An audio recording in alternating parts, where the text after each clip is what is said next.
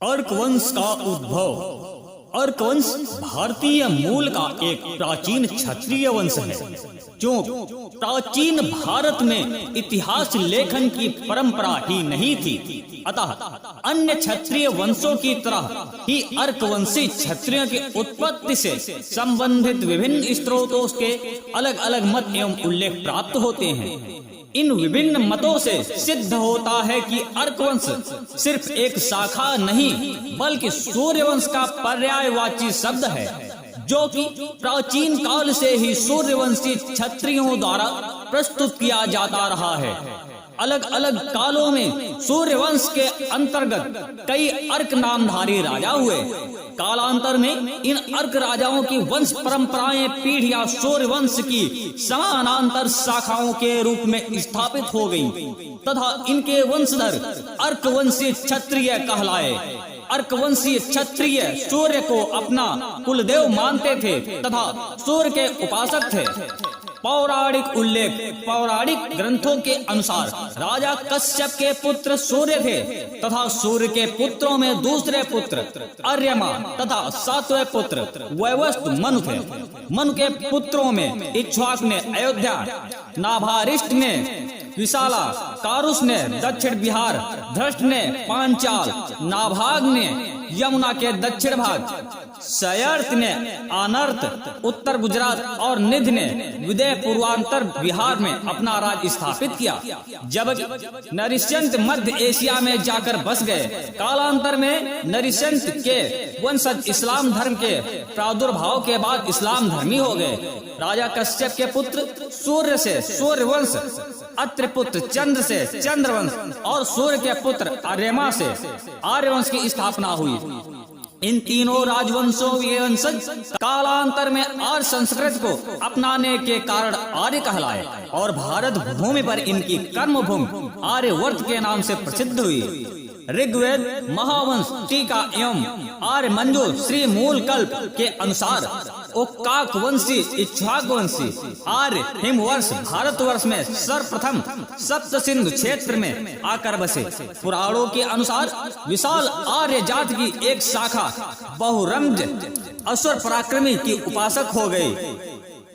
आसुरी शक्ति के उपासक और वैदिक आर्य संस्कृत के अनुपालकों में निरंतर संघर्ष होता रहता था। वैदिक साहित्य में इन्हीं युद्धों को देवासुर संग्राम की संज्ञा दी गई है। आसुरी शक्तियों का सामना करने के लिए अनेक राजाओं, जो कि वैदिक धर्म के मानने वाले एवं आर्य संस्कृत के पोषक थे, ने मिलकर आर्य मंडल की स्थापना करके असुरों से संग्राम किया। परिणाम स्वरूप असुर पराजित होकर प्राण रक्षार्थ ईरान, अक्काद, सुमेरिया और असीरिया आदि स्थानों में जाकर बस गए। इसी आर्य मंडल को अर्क मंडल के नाम से भी पुकारा गया। कालांतर में सूर्यवंशी राजाओं ने कई बार अर्क मंडल नामक क्षत्रिय संघ की स्थापना की। विभिन्न कालों में आर्य क्षत्रियों के वंशजों ने अपने अपने मूल पुरुषों के नाम पर कई वंशों, शाखाओं एवं प्रशाखाओं को प्रतिष्ठापित किया। सूर्य पुत्र अर्यमा के ज्येष्ठ पुत्र आर्य के वंशधर आर्य क्षत्रिय सूर्यवंशी क्षत्रिय और अर्क क्षत्रिय नाम से विख्यात हुए। सूर्यवंश के अंतर्गत भिन्न भिन्न कालों में अनेक अर्क नामधारी राजा प्रतापी हुए। अर्क शब्द व्यक्ति सूचक न रहकर वंश परंपरा का परिचायक बना। निम्यर्क। पुराणों के अनुसार प्राचीन काल में सूर्यवंश में एक तेजस्वी महर्षि निम्यर्क निमि अर्क हुए हैं, जिन्होंने अपने ज्ञान एवं तेज के बल पर दूर दूर तक ख्याति प्राप्त की। ऋषि बनने से पूर्व निम्यर्क कौशल देश के सूर्यवंशी राजा थे। निम्यर्क, जो कि राजा निमि के नाम से अधिक प्रसिद्ध हुए हैं, इक्ष्वाक वंश की 15वीं पीढ़ी के पुरुष थे। सूर्यवंश के प्राचीन परंपरा के अनुसार एक निश्चित आयु के के पश्चात राजा अपना राजपाट अपने उत्तराधिकारी को सौंपकर वनप्रस्थ आश्रम में प्रवेश करता था। इसी परंपरा का पालन करते हुए सम्राट निमि राजपाट त्याग कर नैमिषारण्य के घने जंगलों में चले गए तथा वर्षों तक वहां तप किया। त्याग एवं तप से सिद्ध प्राप्त करने के बाद उन्होंने समाज को दिशा देने में अपना योगदान दिया। सम्राट निम्यर्क निमि प्लस अर्क निम्यर्क ने संतों एवं ऋषियों को संरक्षण देने के उद्देश्य से कई तीर्थ स्थानों पर आश्रमों की स्थापना की थी। सीतापुरवा नैमिषारण्य के आसपास रहने वाले अर्कवंशी क्षत्रिय राजा निमि अर्क के ही वंशज बताए जाते हैं। कुछ उल्लेखों के अनुसार नैमिषारण्य वस्तुतः निमिषारण्य का अपभ्रंश है, जो कि निमि की तपस्थली होने के कारण इस नाम से जाना गया।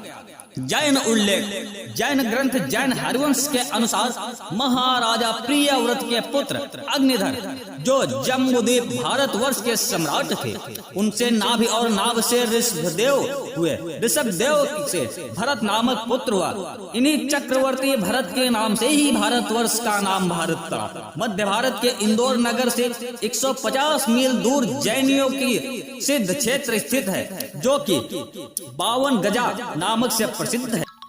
यहाँ भगवान ऋषभदेव की 52 हाथ ऊंची मूर्ति स्थापित है, जो कि एक ही पत्थर पर उत्तीर्ण है। जैन ग्रंथ शासन चतुस्त्रिशिका के अनुसार इसके निर्माता सूर्यवंशी राजा अर्ककीर्ति हैं। अर्ककीर्ति के वंशज राजा मदन कीर्ति ने 12वीं शताब्दी में इसका पुनः जीर्णोद्धार कराया। बौद्ध ग्रंथ महावास तथा सुमंगल विलासिनी के अनुसार आदित्य बंधु या अर्क बंधु शाक्यवंशी लोग हैं। आदित्य और अर्क सूर्य के पर्यायवाची हैं। पौराणिक ग्रंथों के अनुसार भी शाक्यवंश के लोग सूर्यवंशी क्षत्रिय थे। इनकी राजधानी कपिलवस्तु थी। कपिलवस्तु को ही अर्कों के पूर्वजों की जन्मभूमि बताया गया है। कपिलवस्तु सूर्यवंशी राज्य कौशल का हिस्सा थी तथा यहाँ पर सूर्य शाक्यवंश का गणराज्य था। शाक्य वंश में महाराजा शाक्य तथा सिद्धार्थ हुए, जो कि बाद में दिव्य ज्ञान प्राप्त करके गौतम बुद्ध कहलाए। गौतम बुद्ध का एक नाम अर्क बंधु भी है। इसी कारण उनके अनेक कुलज अर्क नामधारी हुए। अमरकोश के पृष्ठ संख्या 4 पर लिखा है, सा शाक्य सिंह सर्वार्था सिद्धि सौदोदनिश्च सह गौतम स्कार्च बंधुश्च माया देवी सुतश्च सह। अनुवाद, शाक्य मुनि शाक्य सिंह सर्वार्थ सिद्ध सौदोदनी गौतम अर्क बंधु और माया देवी सुत से ये 7 नाम बौद्ध मत के प्रचारक भगवान बुद्ध शाक्य मुनि के हैं। अर्क जातक महात्मा बुद्ध के पूर्व जन्मों की कहानियां जातक कथाओं के नाम से जानी जाती हैं। कथा संख्या 169 को अर्क जातक कहा जाता है। इसके अनुसार तेजस्वी एवं ज्ञान से परिपूर्ण गौतम बुद्ध को अर्क भी कहा गया है। कालांतर में उनके अनेक वंशजों ने अर्क नाम धारण किया। शाक्यवंशी अपने कुल गौरव को अक्षुण्ण रखने के निमित्त रत्न मिश्रण से भय से समगोत्रीन विवाह संबंध कायम रखते थे, जिसे गुरावट प्रथा के नाम से जाना जाता था। इस प्रकार की प्रथा वर्तमान में अर्कवंशी क्षत्रियों के अलावा विभिन्न अगड़ी तथा पिछड़ी जातियों में प्रचलित है। शाक्यवंशी इस प्रथा का बहुत ही कठोरता पूर्वक पालन करते थे। उदाहरण स्वरूप कौशल नरेश प्रसेनजीत, जिसकी राजधानी काशी में थी, का विवाह प्रस्ताव आने पर शाक्य राजा ने अपनी पुत्री ना देकर एक दासी कन्या का विवाह उससे करवा दिया था, जिससे विरुद्ध नानक पुत्र का जन्म हुआ। जब विरुद्धक को अपने जन्म के सत्यता का पता चला, तब उसने शाक्यवंशी क्षत्रियों का भीषण नरसंहार किया। ऐतिहासिक उल्लेख, अर्क शिरोमणि राम के पुत्र कुश के वंशजों ने कौशल के पूर्वी क्षेत्र में कुशावती राज्य स्थापित किया, जिसे अब कसिया कहा जाता है। कुश के वंशजों की एक शाखा का राज्य शाकवन नामक स्थान में होने के कारण यह शाखा शाक्य के नाम से प्रसिद्ध हुई। कुछ लेखों के अनुसार कुश के वंशजों में एक शाक्य सतसुक्त नामक राजा हुए, जिनमें नाम से शाक्य वंश चला। कुछ ऐतिहासिक लेखों में यह भी विवरण मिलता है कि रामचंद्र के भाई भरत के पुत्र तक्षक का राज्य तक्षशिला में था, जो कि अब पाकिस्तान में है। शाक्य वंशियों में बहुत से क्षत्रिय तक्षशिला नामक राज्य के प्रमुख सामंत राज्य और निवासी थे। सूर्योपासक महाराजा तक्षक के वंशज अपने को तक्षक वंशी कहते थे। ईस्वी पूर्व 9वीं शताब्दी में महाराजा तक्षक के वंशजों में एक प्रतापी राजा हुआ, जिसका नाम प्रद्योत। प्रद्योत का पिता सुनक मगध के चंद्रवंशी राजा रिपुंजय के यहाँ मंत्री था। रिपुंजय सम्राट जयद्रथ की 23वीं पीढ़ी का राजा था और बहुत आतताई एवं दुराचारी था। उसकी प्रजा उसके दुष्कार्यों से अत्यंत भयभीत और त्रस्त थी। अत्याचारी राजा रिपुंजय को मारकर सुनक के मगध राज्य पर अपना अधिकार कर लिया। वृद्ध होने के कारण सुनक ने स्वयं राजा न बनकर अपने पुत्र प्रद्योत को मगध राज्य पर सत्तासीन किया। राजा प्रद्योत की 3 संतानों में प्रथम पुत्र पालक, दूसरा गोपाल और तीसरी संतान वासवदत्ता नामक पुत्री थी। प्रद्योत ने 23 वर्षों तक शासन किया और अवंती तक अपना राज्य विस्तार किया। इनके बाद इनके पुत्र पालक ने 24 वर्षों तक राज्य किया। प्रद्योत के दूसरे पुत्र गोपाल से आर्यक अथवा अर्क नामक पुत्र उत्पन्न हुआ, जिन्होंने पौराणिक ग्रंथों में सूर्यक एवं अजक भी कहा गया। आर्यक अर्क के पुत्र नंदिवर्धन थे, जिन्होंने अपने पिता के नाम से अर्क वंश की स्थापना की। इस शाखा के क्षत्रिय अर्कवंशी कहलाए। नंदिवर्धन, जिन्हें अवंतिवर्धन भी कहा गया है, का एक पुत्र शिशुनाग हुआ, जिनसे नागवंश की स्थापना हुई। शिशुनाग के वंशजों से कालांतर में वैश्य क्षत्रियों की एक शाखा का भी जन्म हुआ। नंदिवर्धन की दूसरी पत्नी से बालार्क नामक पुत्र हुआ, जिसने उत्तर भारत के उत्तरी क्षेत्र ब्रह्मराइच, वर्तमान में बहराइच में जाकर अर्कवंशी राज्य स्थापित किया। राजा बालार्क सूर्य के उपासक थे तथा उनके वंशज राजा तिलोक चंद ने कालांतर में यहीं पर एक सूर्य मंदिर की स्थापना की, जो कि बालार्क सूर्य मंदिर के नाम से प्रसिद्ध हुआ। राजा बालार्क के वंशज अर्कवंशी क्षत्रिय सैकड़ों वर्षों तक अपने पूर्वज के नाम पर बालार्क उपाधि धारण किए हैं। कुछ ऐतिहासिक स्त्रोतों में प्रद्योत का शासनकाल 7वीं शताब्दी ईस्वी पूर्व तथा कुछ में 6वीं शताब्दी भी दर्शाया गया है। प्राचीन भारतीय ग्रंथों में भिन्न भिन्न संवतों का प्रयोग होने के कारण ऐतिहासिक तिथियों में बहुत घालमेल मिलता है, जिनके अनेक प्राचीन राजाओं जैसे प्रद्योत, कनिष्क इत्यादि के शासनकाल की तिथियों को लेकर विद्वानों में अभी तक मतभेद है। अहरिया क्षत्रिय। कुछ ऐतिहासिक और उल्लेखों रासमाला वन इत्यादि के अनुसार दूसरी शताब्दी में इक्ष्वाक वंश कुलज अर्क शिरोमणि राम के पुत्र लौह के वंशधर राजा कनकसेन ने कौशल राज्य से निकलकर सौराष्ट्र सूर्य राष्ट्र में सूर्यवंशी राज्य स्थापित किया। कालांतर में राजा कनकसेन के वंशज विजयसेन, विजय भूषण ने दक्षिण भाग की विराट भूमि पर मीणा और भीलों को हराकर विजय विराटगढ़ नामक नगर की स्थापना की। ये वही विराट भूमि थी जहाँ पर प्राचीन काल में पांडवों ने अपना वनवास काल व्यतीत किया था। राजा विजय सेन के वंशजों ने विदर्भ में वल्लभी राज्य स्थापित किया और वल्लभी पद कहलाए। वल्लभ संवत का प्रारंभ भी उन्हीं के द्वारा किया गया था। इनकी एक उपाधि बालार्क भी थी। इस उपाधि को उनके वंशज सैकड़ों वर्षों तक धारण किए रहे तथा कालांतर में अर्क नाम से जाने गए। 6वीं शताब्दी में पार्थियनों के आक्रमण से इस वंश का अंतिम राजा शिलादित्य मारा गया तथा वल्लभी राज पूर्णतः नष्ट हो गया और उनका कुटुंब इधर उधर बिखर गया। इसी वंश के कुछ वंशधर कान्यकुब्ज राज्य जा पहुँचे, जबकि शिलादित्य के पुत्र गुहादित्य अपने बचे खुचे परिवार के साथ राजस्थान के आहार प्रदेश मेवाड़ में जा बसे। सैन्य शक्ति एकत्र करने के बाद उन्होंने चित्तौड़ के राजा को युद्ध में हराकर यहाँ सूर्यवंशी राज्य स्थापित किया। अर्कवंश की इस शाखा ने कई वर्षों तक चित्तौड़ पर राज्य किया। गुहादित्य के वंशजों ने चित्तौड़ के पूर्व में स्थित खैराबाद के निकट झालरा पाटन नगर देखे नक्शा में एक भव्य सूर्य मंदिर का निर्माण करवाया था, जो आज भी वहां से सूर्य उपासक अर्कवंशी क्षत्रियों के गौरवमयी इतिहास की कहानी सुना रहा है।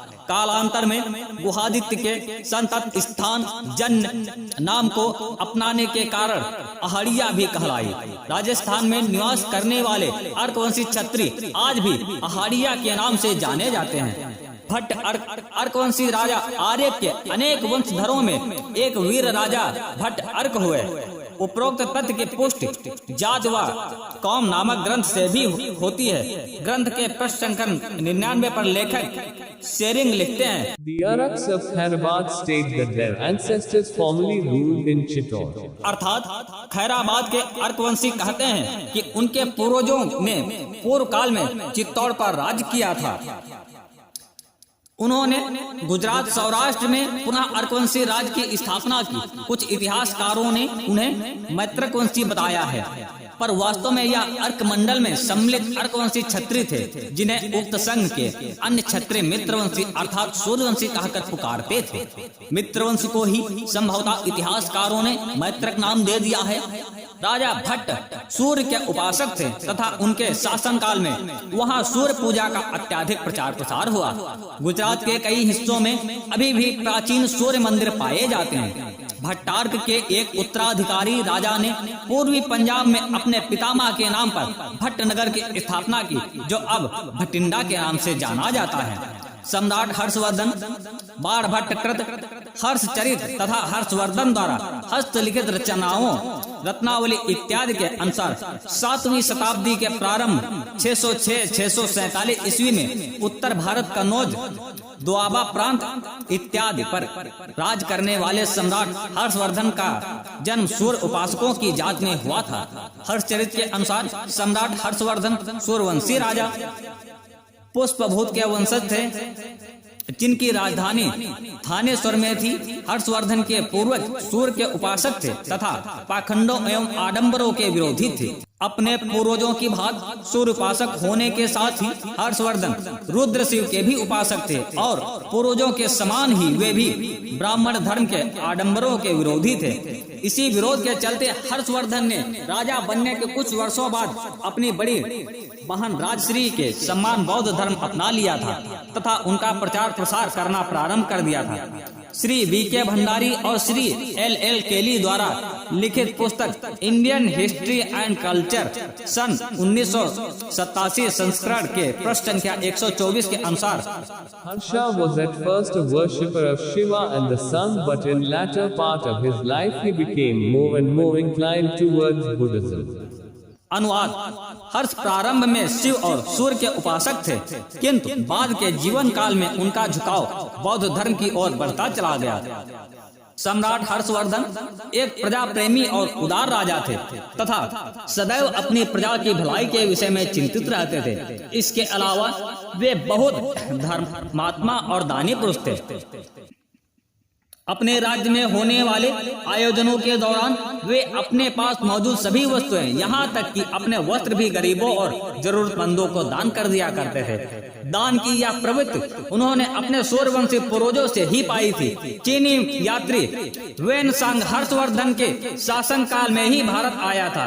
उसने लिखा है कि सम्राट हर्षवर्धन अपना सारा समय और ऊर्जा अपनी प्रजा और राज्य की भलाई में ही खर्च करते थे। वेनसांग ने अपने संस्मरणों में अर्कवंशी राजा और कोना का नाम उल्लेख किया है। इतिहासकारों ने हर्षवर्धन को वर्धनवंशी बताकर छुट्टी कर ली है, जबकि वर्धन कोई जात नहीं, महज एक उपनाम है जिसका प्रयोग पहले भी अर्कवंश के पूर्व सम्राट नंदवर्धन ने किया था।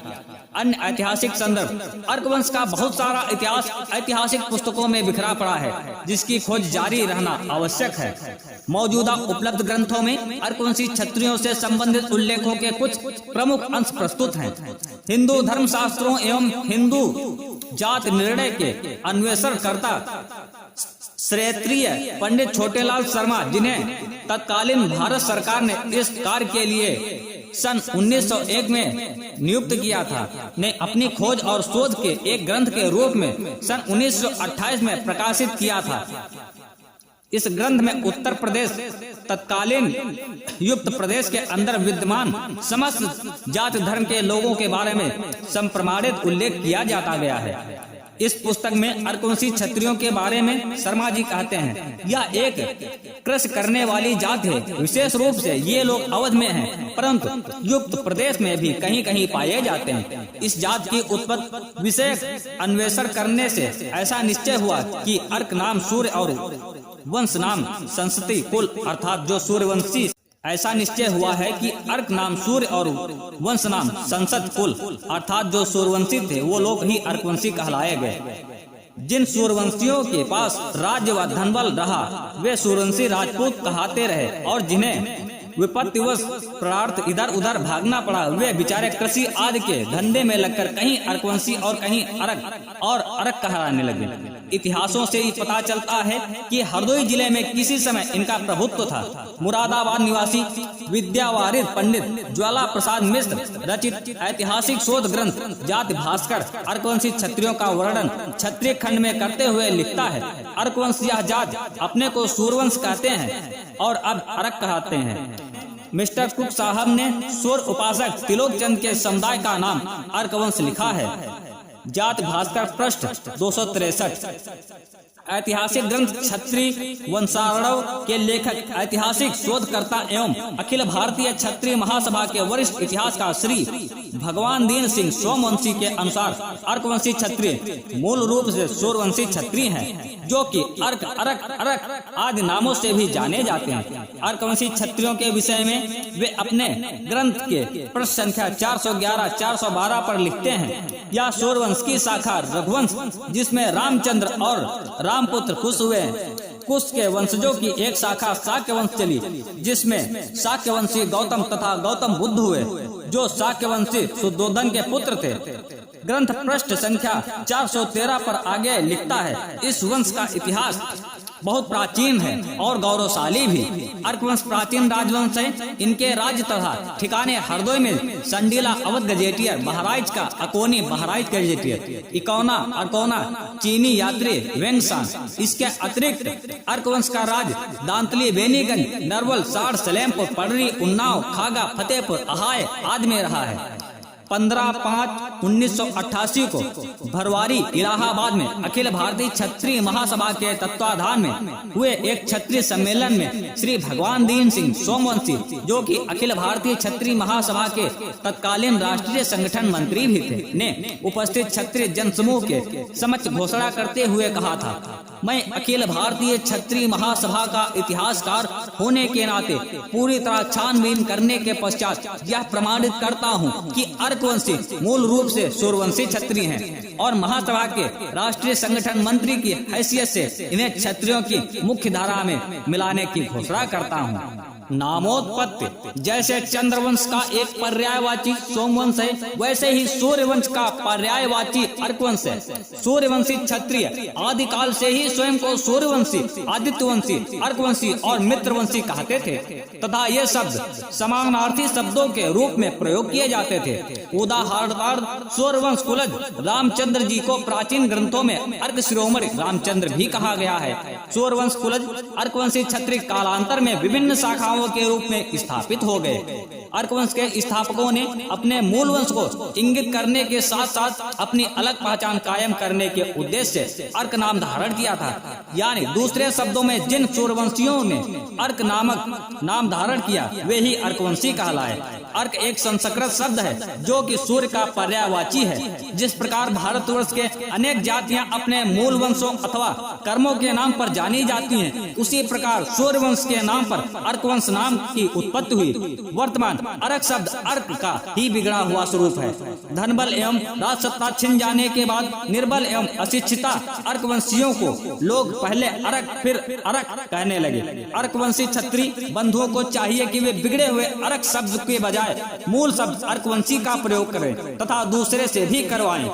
सिंहांत नामों का प्रयोग प्राचीन ग्रंथों में अर्कबंध गौतम बुद्ध को शाक्य सिंह नाम से संबोधित किया गया है तथा सिंह उपाधि का प्रयोग सर्वप्रथम शाक्यवंशी क्षत्रियों द्वारा ही किया गया था, किंतु क्षत्रियों में सिंहांत नामों का प्रयोग मुख्यतः राजा गुहादित्य अर्कवंशी के वंशज राजा खुमान देव द्वारा सिंह संगठन की स्थापना के बाद ही से प्रारंभ हुआ।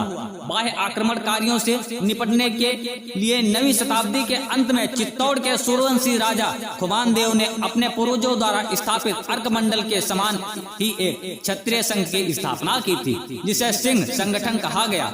इस संगठन के केसरिया ध्वज पर सिंह का एक चिन्ह बना हुआ था। इस संघ में शामिल सूर्यवंशी क्षत्रिय अपने नामों के आगे सिंह लगाने लगे। धीरे धीरे उत्तर भारत के गैर सूर्यवंशी क्षत्रियों में भी सिंहांत नामों का प्रचलन बढ़ता चला गया।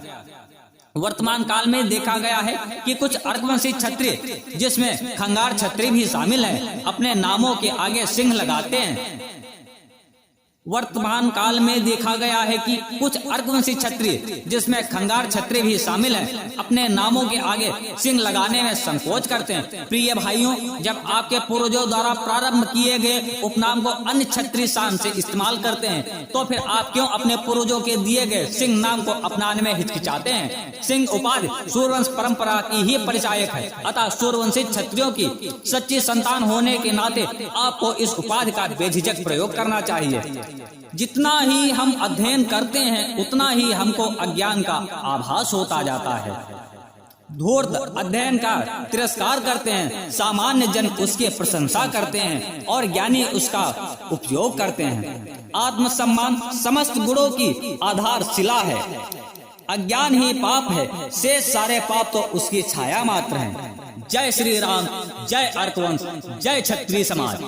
मित्रों, इस वीडियो को आप सभी लोगों तक पहुंचाएं और जन जन तक अपने अर्कवंशी क्षत्रिय समाज के इतिहास के बारे में लोगों तक एक एक अपने समाज के बारे में बातें पहुंचाएं और अपने समाज को जागृत करें एवं अपने समाज को एकत्रित करें। अपने क्षत्रियत्व को पहचानो अर्कवंशियों। जय श्री राम, जय अर्कवंश।